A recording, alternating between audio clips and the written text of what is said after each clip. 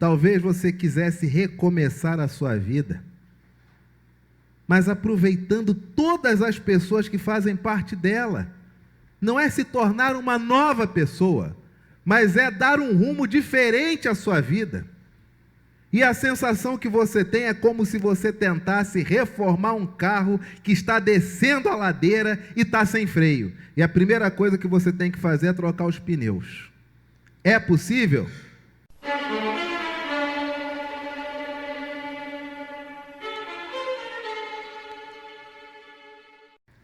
Gênesis capítulo de número 2 diz que o homem foi criado, Adão foi criado do pó da terra. E depois de haver sido formado, Deus lhe soprou nas narinas e ele passou a ser um fôlego vivente. Qual é a definição que nós temos acerca da vida? A definição da vida nos é dada logo no 2º capítulo do 1º livro da Bíblia. O que é a nossa vida, meu irmão e minha irmã?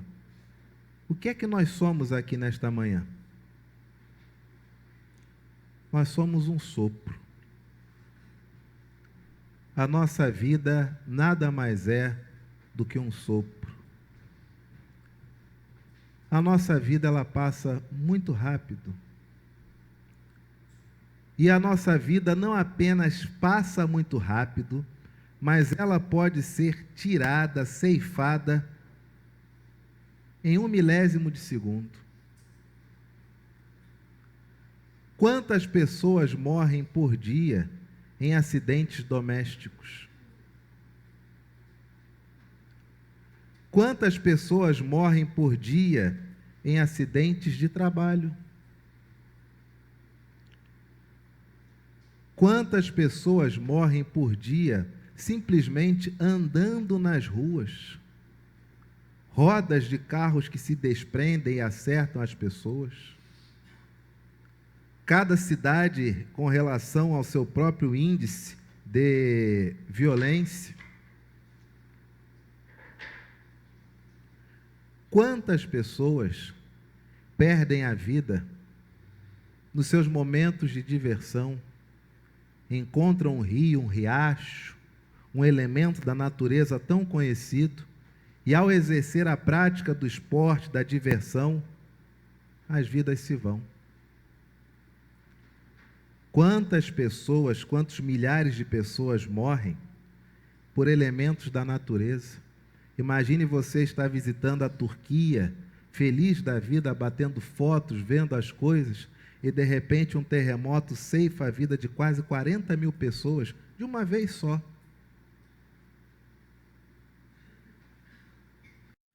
É possível você prever de que forma você vai morrer?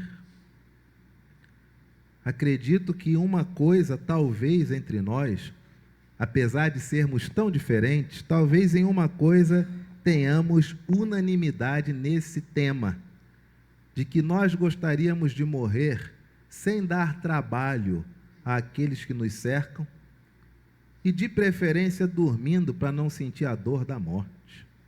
Fora isso, são os detalhes de cada um. Mas acredito que seja assim no nosso inconsciente, não é isso? Mas nem sempre é assim.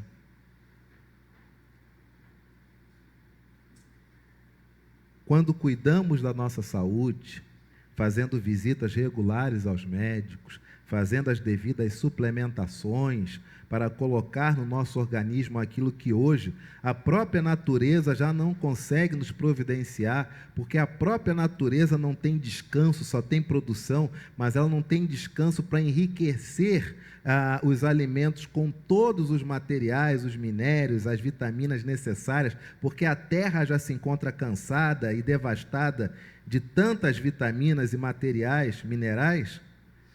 Mesmo fazendo todos esses cuidados, indo aos médicos, fazendo os check-ups, verificando e ajustando o nosso corpo, fazendo as suplementações, isso garante para nós mais quanto tempo de vida? Você estica mais 10 anos? Você estica 15 anos?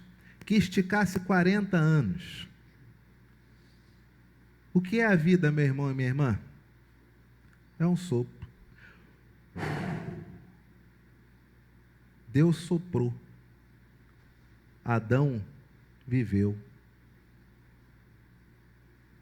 Mas um dia, Adão se vai e ele dá o seu último sopro, o seu último suspiro. Pessoas que estão próximas de pessoas que vão falecer, elas dizem, e aí ele deu o último suspiro e morreu. Quando nós começamos a enxergar que a nossa vida é um sopro, quantos castelos de areia caem da nossa frente? E eu lhe faço uma pergunta. Se você soubesse que você vai morrer amanhã, o que você faria de diferente no dia de hoje? E a partir de meia-noite já é segunda-feira. Então não é amanhã, final do dia, você vai morrer amanhã. O que você faria de diferente nesse domingo? Talvez você pense, olha, eu reuniria os amigos, o máximo que eu pudesse. Eu gravaria um vídeo, uma mensagem para todos. Alguns dizem, eu me reconciliaria com determinadas pessoas. E a questão é, se você faria todas essas coisas boas, por que você depende de uma data para morrer, para ser bom? Por que você não pode ser bom agora? Por que você não pode gravar uma mensagem para os seus amigos hoje? Por que você tem que ter uma data que diga que a sua vida vai acabar, para que você possa pensar e refletir e reconhecer que a vida nada mais é do que um sopro?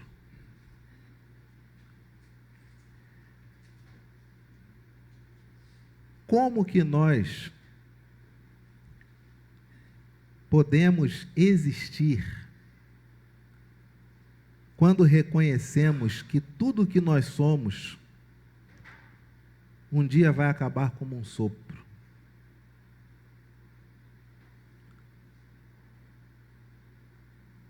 Eu me lembro nos nossos retiros, tio Paulo, quando o tio Paulo contava histórias do pai dele,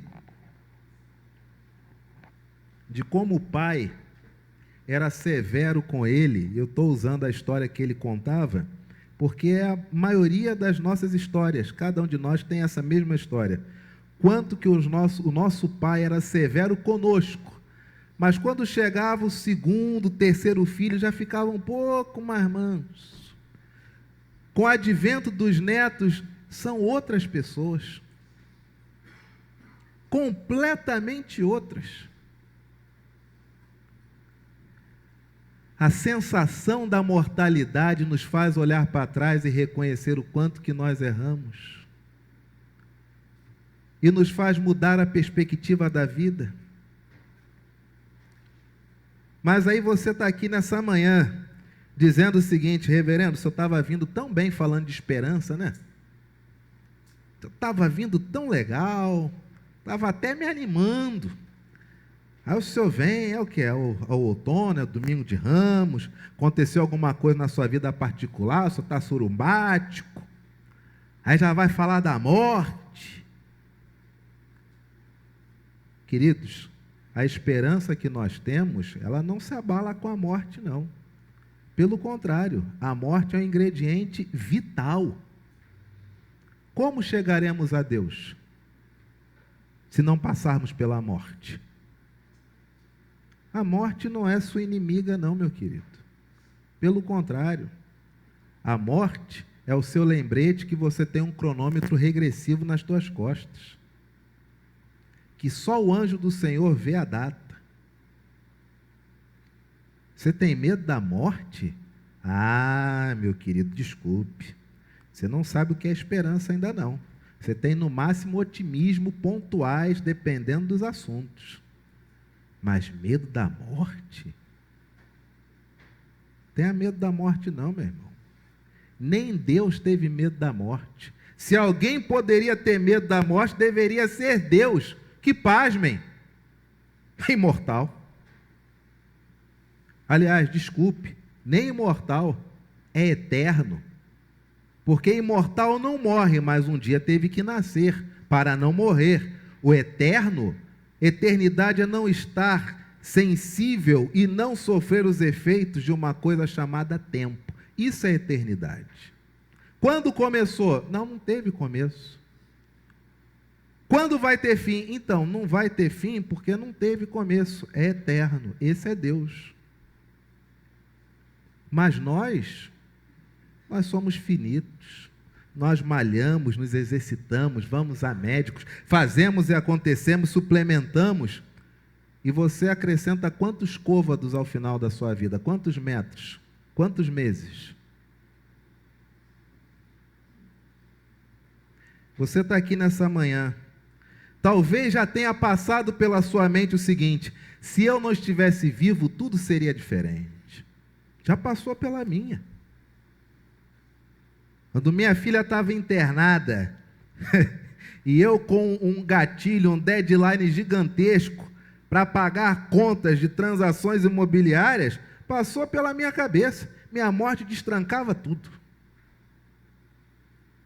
Tudo se resolvia. Seguro vem, arca com isso, arca com aquilo, pessoal se apieda, cada um ajuda um tempo. Tudo se resolve, basta o cabra morrer.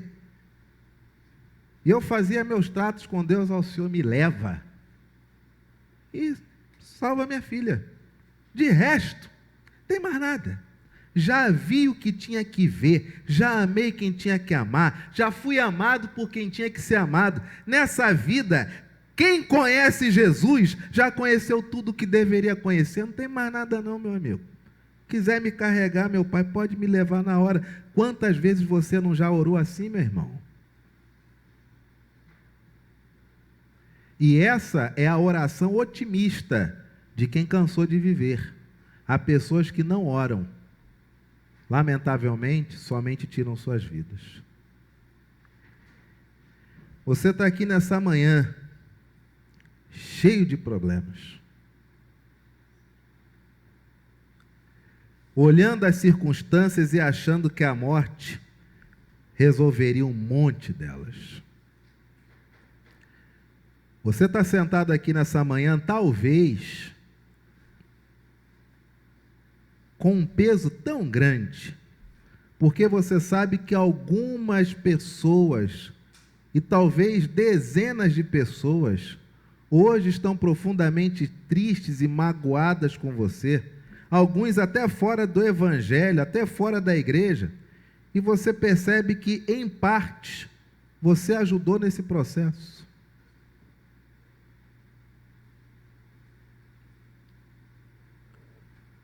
Você hoje talvez reconheça que você prejudicou a vida de um irmão, de uma irmã, quer seja de sangue, quer seja da igreja, quer seja da vida. Você hoje talvez perceba que se aposentou por uma vaga de aposentadoria que não era sua, mas era de outrem, mas pela sua artimanha tu se deu bem. E hoje isso te corrói. Estar na igreja alivia, mas não resolve. Se bobear, tu casou até com a pessoa que tua irmã, que teu irmão gostava.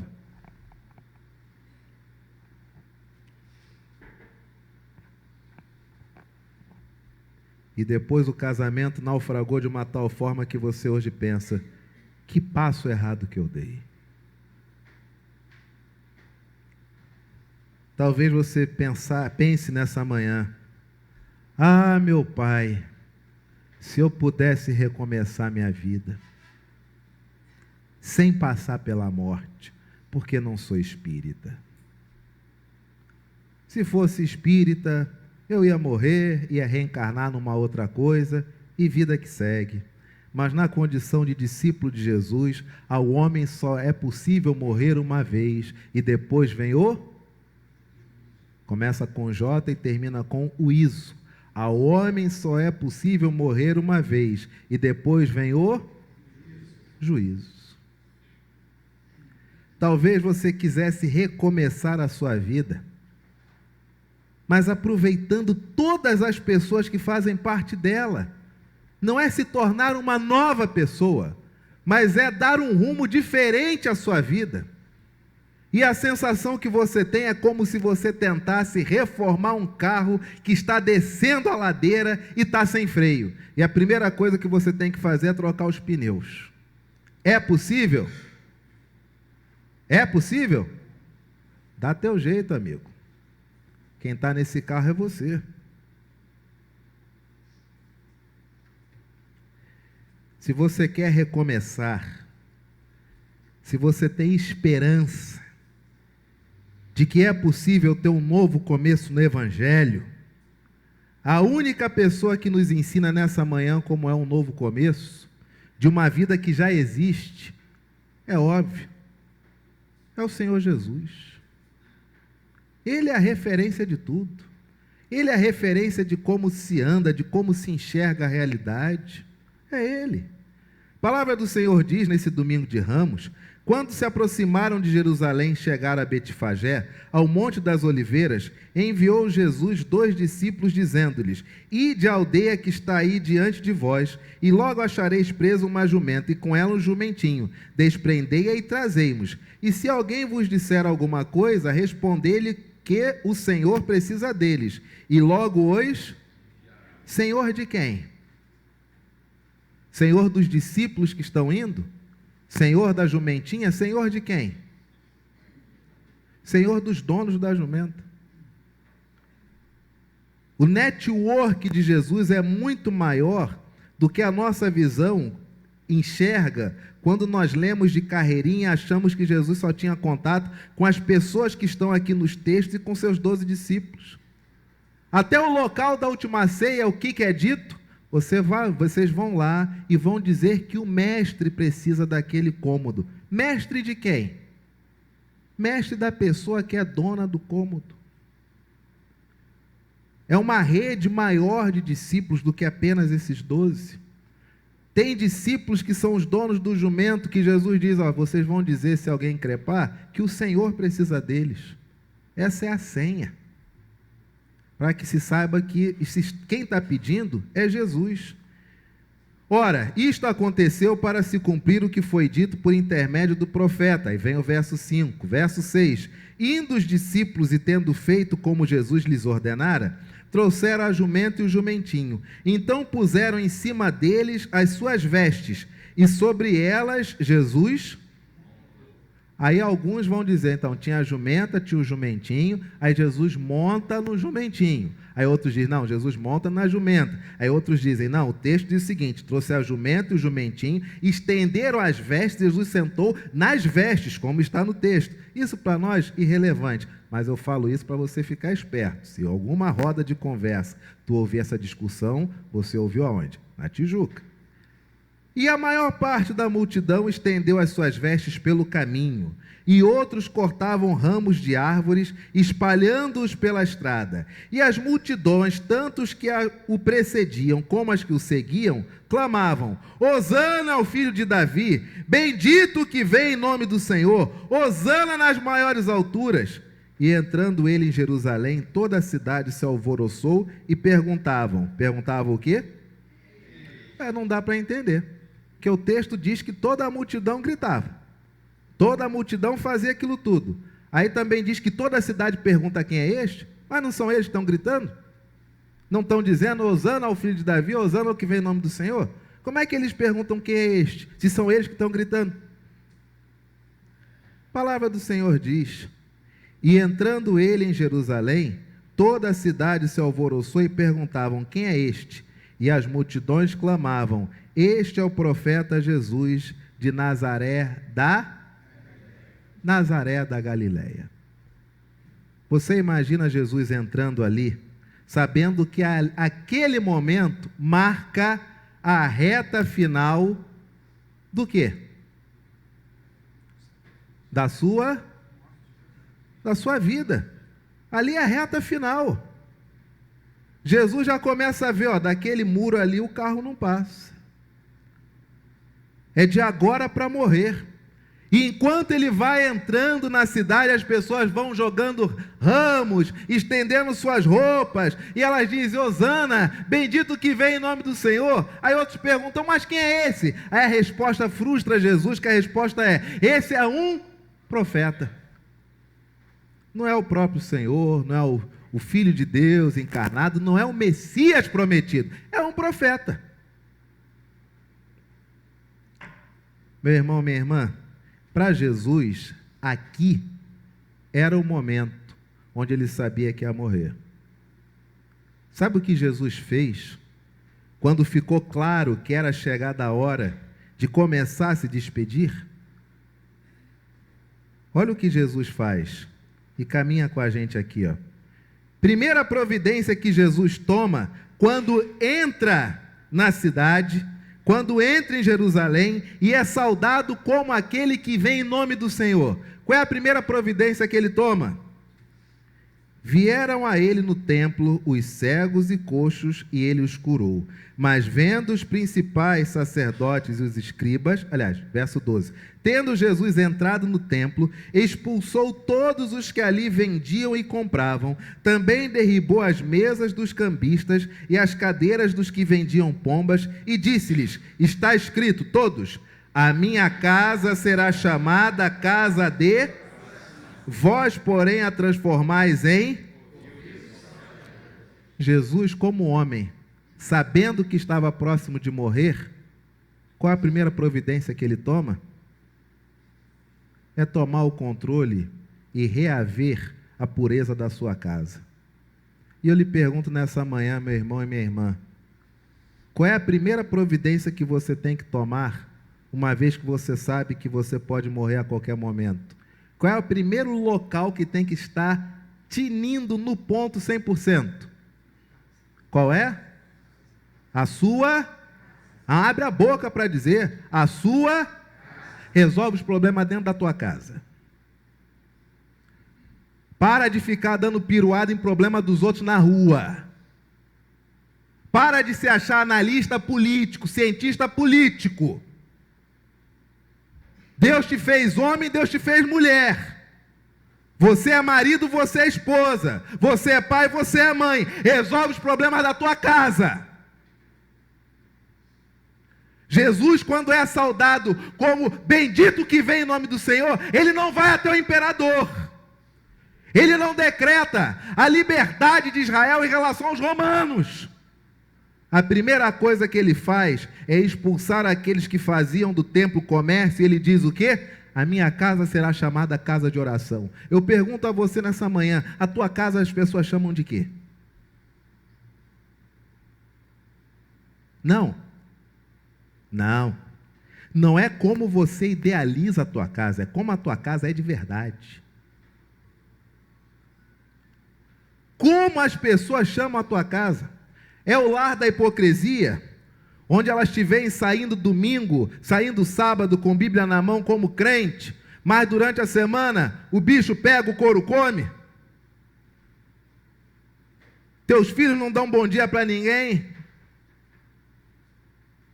Se alguém chega pedindo oração, você diz, vamos orar. Não, vamos orar. Licença, que a minha espiritualidade eu exerço na igreja, mas aqui eu sou um cidadão comum, licença. Como é chamada a tua casa? Quem resolve os problemas da tua casa? A atitude de Jesus, ela é uma atitude física. Ela é uma atitude visceral. Ela é uma atitude sentida e vista por todos, com uma repercussão o quê? Geral. Todo mundo vai saber que o homem resolveu expulsar as pessoas, os vendilhões do templo. Vai todo mundo saber. Mas a diferença de Jesus para nós é que Jesus não tinha medo do cancelamento. Hoje nós pensamos, não, mas o que meu genro vai pensar de mim? O que minha nora vai pensar de mim? O que meu filho vai pensar de mim? O que vão pensar de mim? Não interessa o que vão pensar de você. A casa é de quem? De quem que é a tua casa? Não, você não entendeu. Essa pergunta não é retórica, porque se você treme aqui, tu não faz nada em casa. De quem que é a tua casa? É de quem, meu irmão? A tua casa é de quem, minha irmã? É de quem? Quem tem que resolver os problemas? Quem? Não, você! Quem tem que resolver os problemas da tua casa é você! Deus. O que Deus vai fazer? Deus vai ensinar teus filhos bons modos? Como eles devem sentar-se na mesa? É isso que Deus vai fazer? Ele vai ter que encarnar de novo para ensinar teus filhos como sentar numa mesa? Como comer um prato de comida? É isso que Deus vai fazer? Deus vai ensinar teus filhos a ser grato pelo tanto que tu rala, para que eles sobrevivam? É isso que Deus vai fazer? Você não entendeu? Você, criança, pedir a Deus uma casa, Deus te deu uma casa. Pedir a Deus uma mulher, um marido, Deus te deu. Pedir a Deus filho, Deus te deu. Aí agora que as coisas não estão bem, aí você diz, é Deus que tem que resolver. É sério isso, igreja? Imagine Jesus chegar na porta do templo e diz assim, Pai, agora é contigo. Eu vou orar para que esses vendilhões, eles tenham compaixão e parem dessa prática. Deus que é Deus e tem poder, sabe o que Ele faz? Sai todo mundo. Bancada para vendinha não tem mais. A atitude dele é física, é material, é perceptível nesse plano de realidade, porque é palpável. Mas nós somos tentados a ficar como estamos nessa manhã. Nosso filho nos afronta, nossa filha nos esculhamba, nossos netos não estão nem aí, nossos maridos perderam o amor por nós, nossas mulheres desafiam a nossa autoridade, e o que a gente faz? Eu vou orar, vou pedir para Deus. Que isso, meu irmão? Você não tem boca mais não? Que isso, minha irmã? Você não tem atitude mais não? Quem pariu esses filhos? Foi Deus? Quem é responsável por eles? É Deus? É Deus que leva eles para a escola? É Deus que paga a mensalidade? Na certidão de nascimento está lá registrado, nome do pai, Deus, nome da mãe, Deus, é isso que está lá? Mas é assim, o sofisma, as ilações, acabam, drenam com a nossa percepção da realidade, e a realidade é a seguinte, a casa está no teu nome, a mulher é tua, o marido é teu, os filhos são seus, quem são responsáveis? São vocês. O templo era a casa de quem? Quem resolveu? Se a casa era de Deus, quem resolveu o problema? Não foi o dono da casa? E o que ele fez? Ele orou? Ele orou? Ele entrou em jejum? Sabe o que ele fez? Ele agiu. Dificuldade do crente. Vou orar. Vou orar. Vou orar, que não é nem vou orar, é tudo junto, né, que a gente fala. Vou orar. É a saída pela tangente muitas vezes, não todas. Estou falando especificamente neste assunto aqui. Na maioria das vezes, este vou orar quando as coisas dão ruim em casa, é a nossa saída pela tangente espiritual para reconhecer o seguinte, eu não tenho condições de enfrentar esse problema.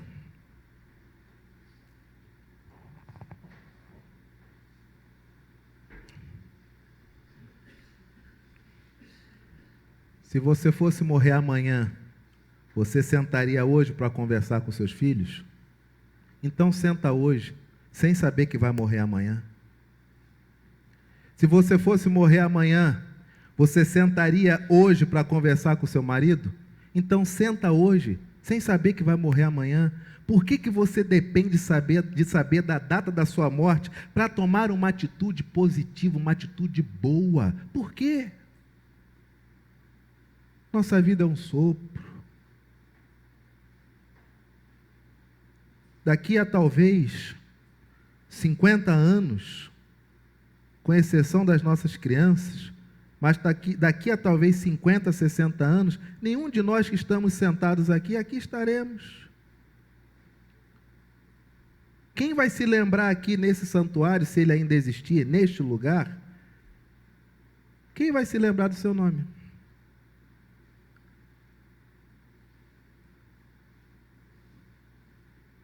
Você sabe quantas placas tem aqui na igreja? Que servem de referência para nós da evolução, do progresso da igreja, e servem para ensinar às crianças o respeito, a memória, o legado, e ao mesmo tempo que elas têm que ser melhor do que nós, é para isso que servem as placas. Mas você já leu o nome de todas as placas? Se já, o que isso mudou na sua vida? Em nada. O máximo que seremos daqui a 50, 60 anos é nome de placa. Se alguém achar que deve nos dar uma placa de alguma coisa. Mas daqui a 50, 60 anos será decisivo para os seus netos a postura que você tomou hoje, dia 2 de abril de 2023. Daqui a 100 anos será decisivo para os seus bisnetos a postura que você tomou hoje, 2 de abril de 2023. Porque foi em 2 de abril de 2023 que você, com todo amor, com todo carinho, sentou com a sua esposa, sentou com seu marido e disse: a nossa casa deve voltar a ser chamada de casa de oração. Nossos filhos foram consagrados ao Senhor. E eles vão ao local que foram consagrados. E se meus filhos não estiverem no local onde foram consagrados, e se apesar de toda a educação que eu dei, eles chegaram ao ponto de se voltar contra Deus, na minha função de pai ou de mãe, eu abençoo o meu local sagrado, e eu sempre entrego ao Senhor aquilo que eu acho que meus filhos deveriam entregar, como Jó fez, e como o Senhor o abençoou depois. Ainda especificamente sobre essa questão de lares, tem mais outros 9 itens aqui, mas vamos ficar hoje só no lar. Ainda sobre essa questão dos lares, quantas vezes você dá mais ênfase ao academicismo do que à espiritualidade? Em outras palavras, você quer que seu filho tenha uma profissão honrosa e lucrativa, não é verdade? Sim ou não? Eu quero. Claro que eu quero que minha filha ganhe dinheiro. Claro que eu quero que minha filha fique rica. Eu quero que ela fique bilionária. É claro que eu quero isso. Quem sabe se ela ficar bilionária, ela ajuda o pai a realizar os sonhos que ele tem? Ter uma instituição de caridade grande, ter um abrigo para um monte de criança, fazer da casa orfanato. Quem sabe? Isso só dá para fazer com dinheiro. Mas se você só incentivar o academicismo, fez o dever de casa, daqui para eu ver, vai no inglês, que bom, vai no Kumon, que bom, vai no curso tal, preparatório, que bom, vai no curso tal, não sei o quê. Se você só incentivar o academicismo e não incentivar a espiritualidade, você terá um filho milionário, doutor, só que ateu. Vai valer a pena? Vai ficar bom para você isso?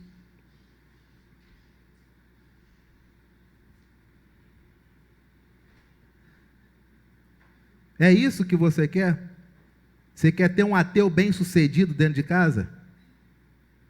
Essa conta para você fecha? Você nessa manhã é capaz de dizer, olha, ele pode até não crer mais em Deus, mas se ele ficar rico, acho que ficou legal. No ruim. É isso. E cadê teus filhos? Cadê teus netos? E quando eu pergunto cadê, não é de estar aqui fisicamente, não. Eu quero saber o seguinte: que lições da Bíblia, que lições da realidade você entrega a eles ao longo da semana?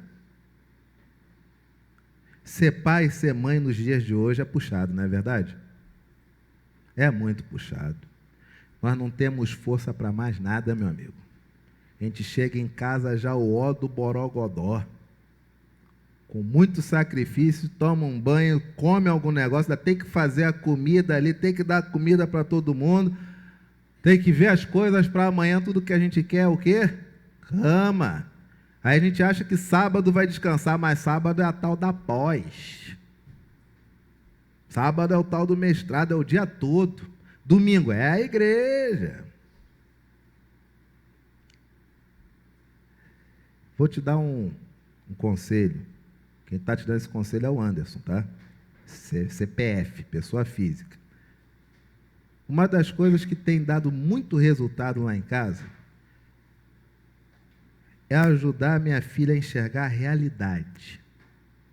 Esse sofisma, né? Quem toma conta da minha casa é Deus. Não, quem toma sou eu. Deus já me deu a casa, mas quem toma sou eu. Deus criou o jardim do Éden. Quem vai tomar conta do jardim? Quem que toma conta do jardim do Éden? Quem? Não era Adão? Então pronto. Deus fez o jardim, entregou para quem tomar conta? Adão. Deus fez a minha casa, entregou para quem tomar conta? Eu. Mas quando eu digo que é Deus, eu estou fugindo da realidade. Eu estou entrando no universo sofismático, universo dos sonhos. Mas a realidade se impera. Eu oro, mas nada faço, meus filhos vão se desencaminhando. É assim. Uma coisa boa que a gente tem feito, a gente pega a novela antiga, que não vai ter tanto material aí, né, pornográfico, quase não tem, algumas dá para você até avança, mas você pode, se não for novela, você pega aí seriadinho, o desenho que ela estiver assistindo, não tem problema nenhum. Eu gosto de novela porque na época eu não tinha televisão para ver, os atores antigamente para mim eram melhores, as tramas eram mais elaboradas, mais inocentes, mas é de cada um. Você pode pegar o desenho, a série japonesa, o anime, tanto faz. O importante é você estar plantado ali do lado da sua criança e a cada cena que passa você faz o relatório da realidade. Talvez você pense o seguinte, que ela vai achar uma coisa chata. Não. Não, porque ela vai perceber que você está devotando a ela tempo. E tudo que ela quer perceber é que você está dando para ela o seu tempo. E aí você vai, está vendo o que a personagem ali fez? Ó? Ela enganou o fulano. Qual a consequência disso? É ruim, né? É ruim. Pode enganar as pessoas? Não, não pode. O que vai acontecer com ela? Vamos aguardar para ver o que vai acontecer com ela. Acontece uma coisa ruim? Ó, será que isso que aconteceu não é pelo que ela fez lá atrás? Lembra nos 2 capítulos anteriores? É isso aí, ó. Tá certo enganar fulano? Tá certo enganar fulana? Ela vai casar com fulano, mas ela ama fulano? Não. Tá certo isso? Não, não tá. Olha o que ele está fazendo. Tá certo isso? Não tá. Tá certo isso? Não, não tá. Aí chega um momento onde elas ficam ansiosas para assistir o negócio com você, por quê? Porque elas se tornam donas daquele material. Você não percebeu que tudo que você assiste, você está trazendo esses elementos da TV para dentro da tua casa e está fazendo uma terapia de grupo? Teu filho está aprendendo com esses personagens o que é a vida?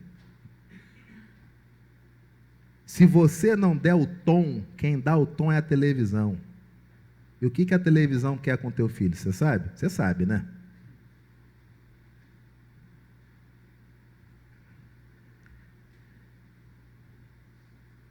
Talvez, se você fizer isso, você vai ser cancelado, não é verdade? Mas aí o Anderson, no CPF 054241, e por aí vai,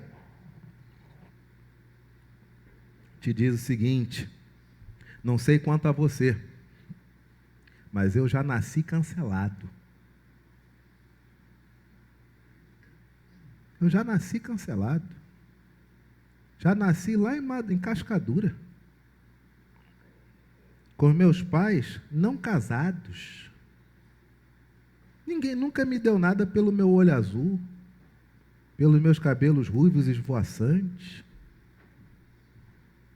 Alguém já te deu alguma coisa pelos teus olhos azuis? Alguém já te deu alguma coisa porque você nasceu em Windsor? Pergunto para você nessa manhã. E a pergunta é séria, porque é a realidade.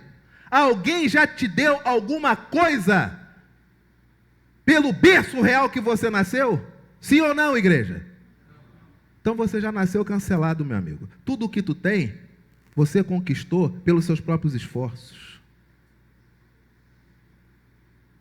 Que medo é esse de ser cancelado? Você vai ser cancelado por quem? Percebe o monte de tralha que a gente tem na mente? Você tem medo dos outros pais. Quem são outros pais? Você tem medo das outras mães? Que isso?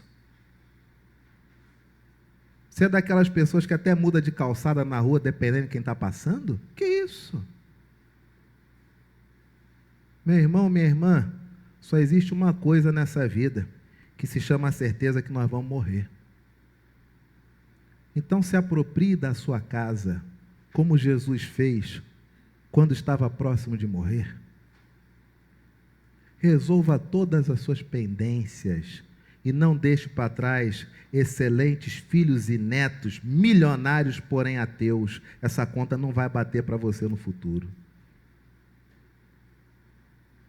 Há países desenvolvidíssimos, e cito um, que é nossa referência de desenvolvimento e até de política: Suíça. E há 3 meses atrás li que cada vez mais aumenta o número de pessoas que não creem em Deus no Reino Unido, e na Suíça já é uma estatística que é quase constante de crescimento da não crença na pessoa de Deus. Mas sabe o que aumenta também entre os suíços? A quantidade de idosos abandonados dentro de casa, porque não tiveram filhos, não é isso?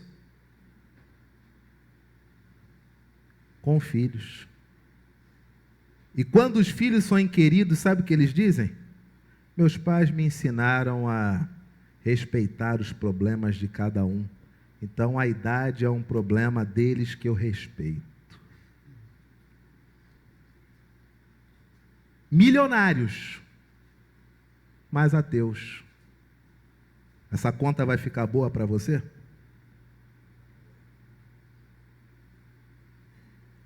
Nível acadêmico violentíssimo, mas não sabem recitar Mateus 5. Vai dar certo esse projeto?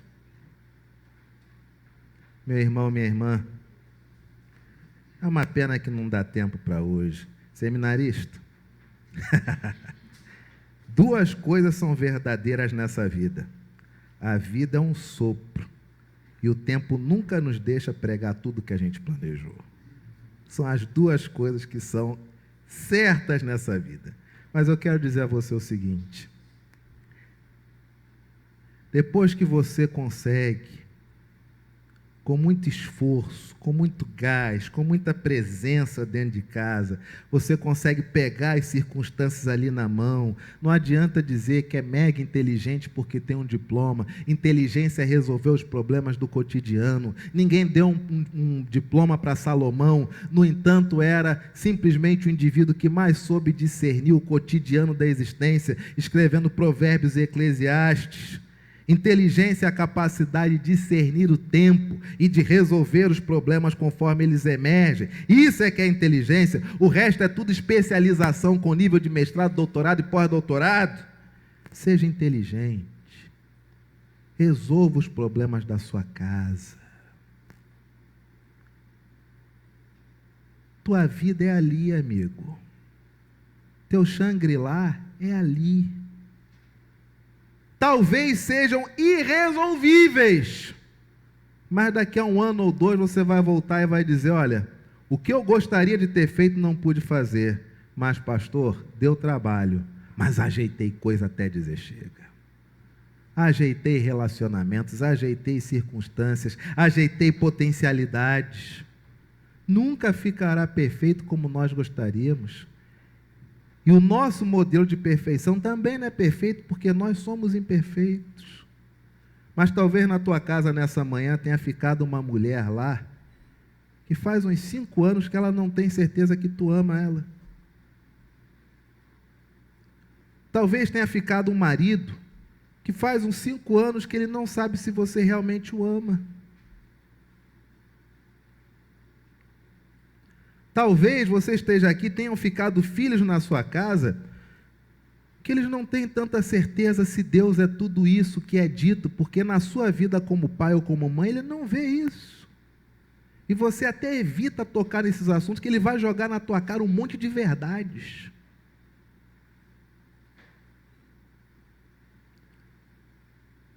Mas se você sabe que vai morrer, e não sabe quando, mas vai, faça como Jesus. Retome a sua casa de forma integral. E não tenha medo de cancelamento nenhum, porque se você não nasceu lá em Windsor, tu já nasceu cancelado, meu amigo. E tudo que você tem hoje, ou é fruto das promessas que Deus fez aos seus antepassados, ou não é apenas isso, mas também é que você foi madura o suficiente para conquistar e se tornou um direito. Jesus, depois que ele retoma a sua casa, pastor, vamos lá, tomei minha casa. Todo mundo falou, que bonitinho, você resolveu ser o homem da casa, né? Acordou. Que bonitinho, você resolveu ser a rainha da casa, né? É a Esther da casa, né? Rainha, acordou. Que bom, vamos lá. Como é que vai ser o expediente?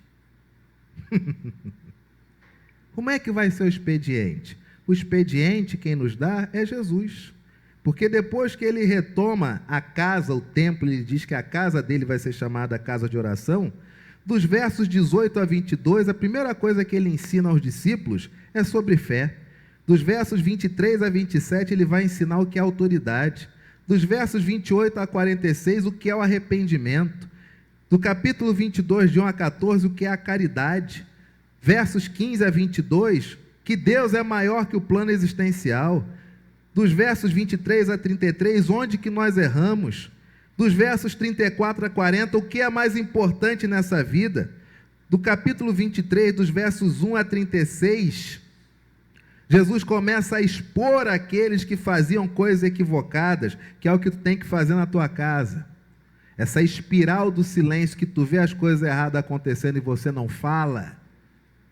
Isso vai te sufocando porque o erro está na sua frente, mas você não fala para não entrar em choque, você não fala porque afinal de contas fulano não vai gostar. Isso não interessa. Está errado, fala na hora. Em tempo real. Isso está errado. Está errado. Está errado. Que isso? Covardia travestida de sabedoria. Não, na hora eu não falei, preferi me calar. Que isso, rapaz? Não era aquele momento, não era o kairós de Deus. Que kairós de Deus, rapaz? Tu vai dar um troço, dá errado, e tu vai travestir tua covardia de espiritualidade? Tá errado, fala. Se vão te ouvir ou não, é outros 500. Mas como é que você dorme? Em paz. Por quê? Porque você falou. Tem que acabar dentro de casa as espirais do silêncio. Eu não vou falar, não vou falar, não vou falar, não vou falar, não vou falar, não vou falar. Aí fica todo mundo mudo. E o caldo entornando. E quem paga essa conta, meu amigo?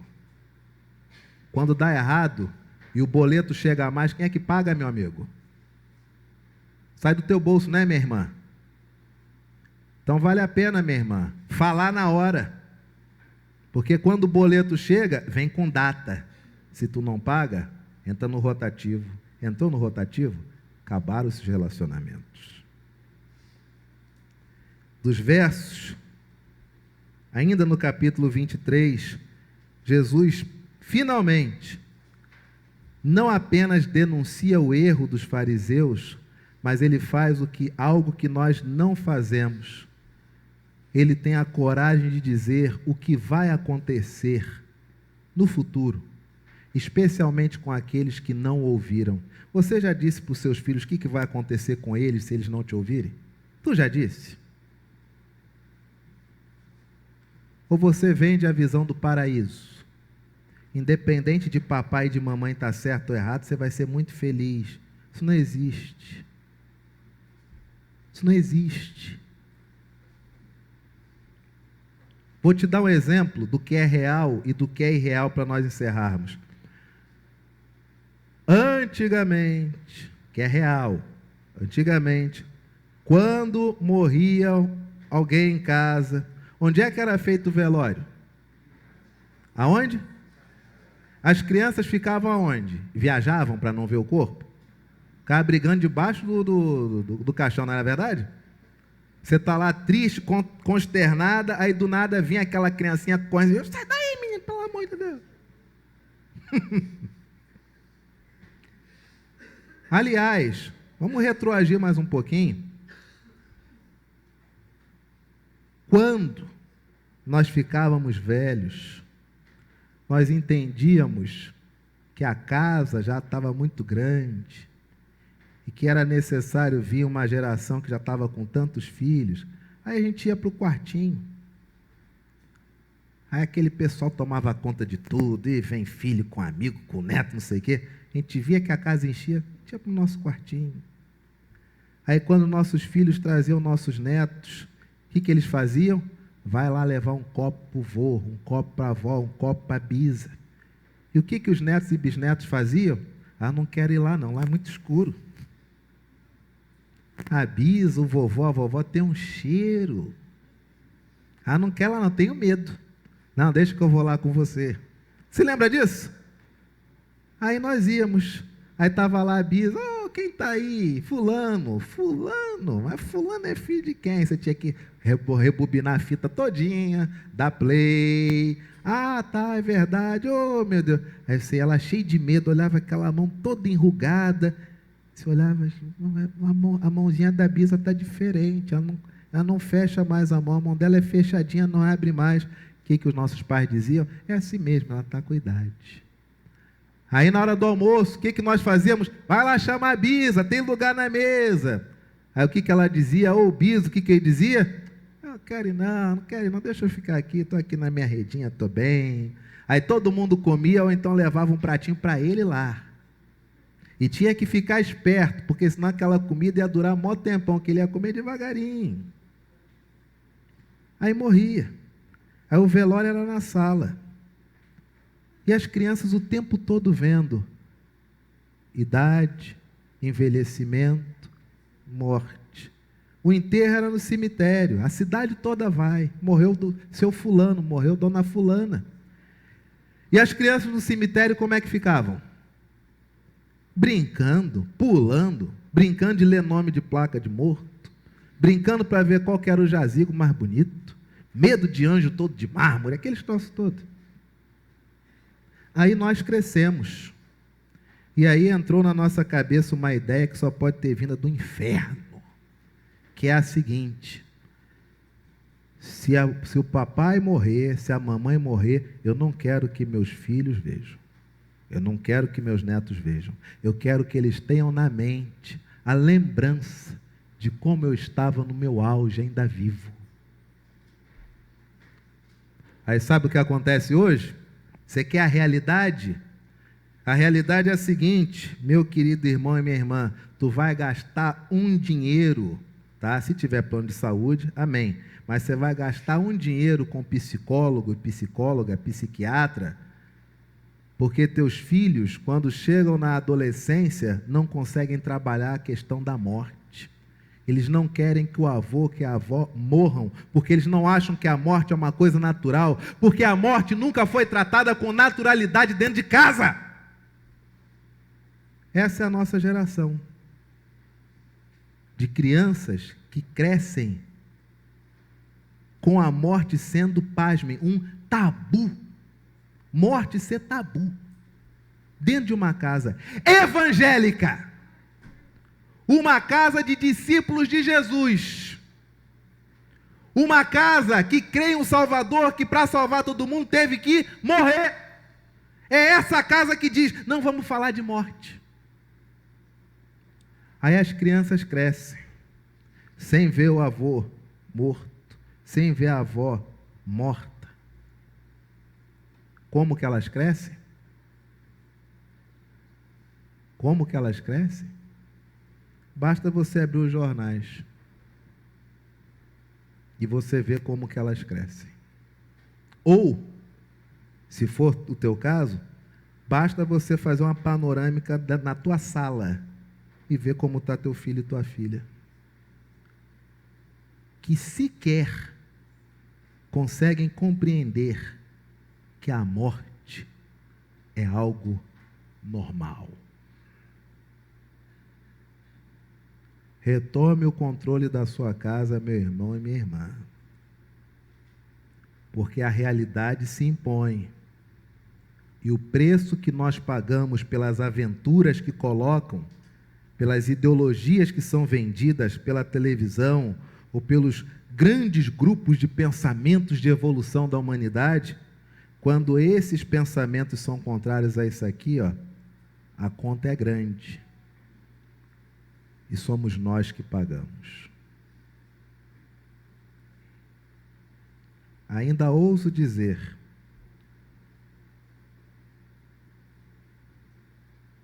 que as famílias mais poderosas da Terra, elas vivem nos costumes que sempre viveram há centenas e centenas de anos. Mas para nos dominar, e nós, eu me refiro a nós, aí não sei você, mas eu, pobres, sabe o que eles fazem? É vender para nós o contrário de como eles vivem. Bom é responder pai e mãe. Bom é mentir. Bom é roubar. Bom é tornar os relacionamentos fluidos. É bom se ensapatar. É bom ser homo, vai dar tudo certo. Mas vai ver entre eles se é assim. Por que não é assim entre eles, se eles são os donos do mundo? Por quê?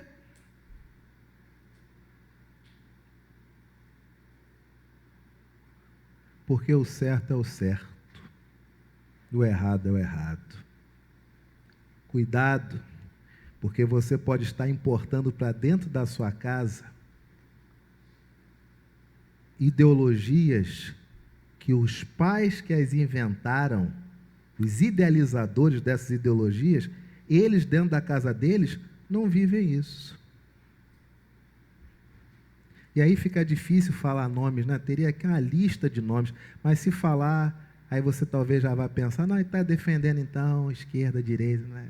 Aí não vale a pena. Mas tantos destes que falam uma coisa, que dizem que você pode ser o que você quiser, mas na vida pessoal deles, e eles agenciam pessoas para serem os instrumentalizadores da desgraça na vida da humanidade. Seus filhos hoje conhecem quantos poetas ou quantas poetisas? Agora, quantos artistas de cinema ou cantores de música popular seus filhos conhecem? É isso.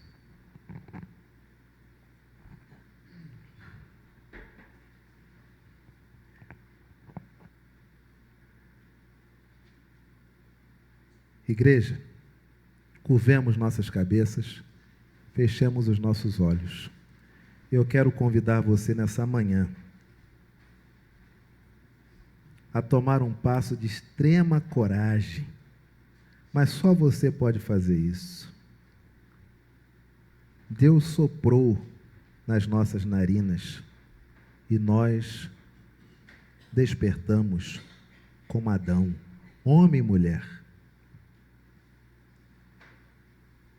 Ele fez um jardim e nos deu para que nós fôssemos responsáveis por ele. Ele te deu a vida, te deu sua família. Você é responsável por ela.